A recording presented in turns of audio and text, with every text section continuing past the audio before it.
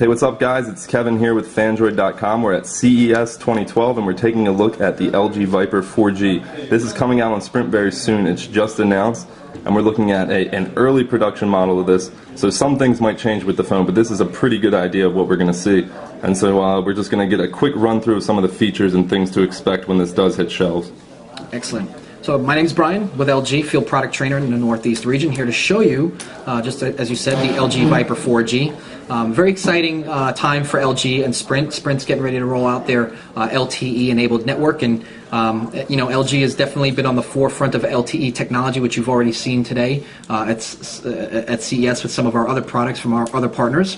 But to talk about the Viper 4G, this is our first LTE-enabled handset at Sprint. A couple other things that are worth noting. This is our first dual-core handset at Sprint as well. It's a 1.2 gigahertz dual-core processor. It's also capable of recording full HD video as well as 720p video with the 5 megapixel camera on the back. You have a front-facing camera for self-portraits, or anybody that's vain enough to just take self-portraits or do video chat, whatever you want to do.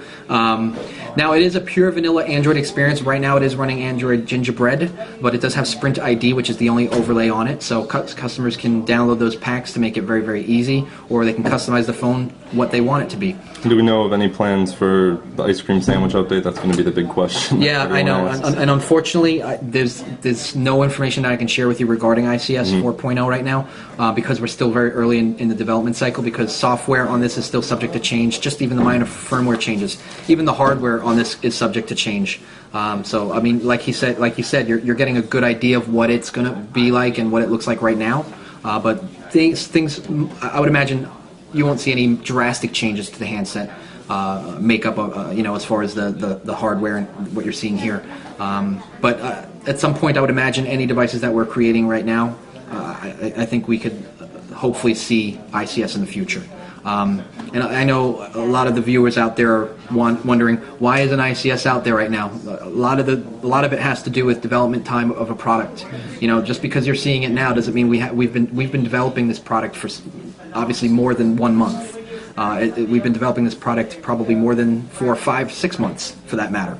And Ice Cream Sandwich only was just made available to the OEMs like LG last month. So our engineers are learning ICS right now and how it's going to impact updating all of our spectrum of devices, not to use one of our names of our phones, but essentially yes. So our broad catalog of devices are all different in nature. It's not a quick update where plug and play that you could just plug it in. They all have different kinds of processors and chips and different compatibility issues, so it's definitely going to be a tedious process. And as you know, we're not the only ones that are dealing with it. It's also all of our competitors. So I just ask that they have patience, and it'll be there. But it does have the Sprint ID, so users that want a bit of more customization on their phones do have that option with the Sprint ID packs. Right. And then other things worth noting is that this phone is now correct. Is it 100% recycled materials, or do we have a number on that, Erica? But most of the materials on the phone are recycled, so all the plastics on it are recycled plastics. So it's going to be very, very eco-friendly product, which is definitely an initiative that Sprint has been focusing on for several years now. The display is a 4-inch display, but it does feature LG's proprietary Nova display technology, which does feature 700 nits of brightness. So when you're viewing this phone in direct sunlight, you're going to see everything without a problem. So you could be at the beach, whether you're Ocean City, Maryland, or Daytona Beach down in Florida, in the middle of the summer, sun beating down on you, you're going to see what you're looking at, whether it's pictures, text, email, whatever it is that you're viewing.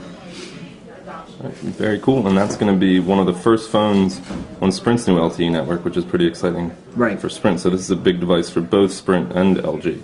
Yes, absolutely. And we don't have a price on it. We don't have a date or time frame that we're looking at for launch, because not only is it subject to LG's final testing and approval, but it's also subject to Sprint's final testing and approval.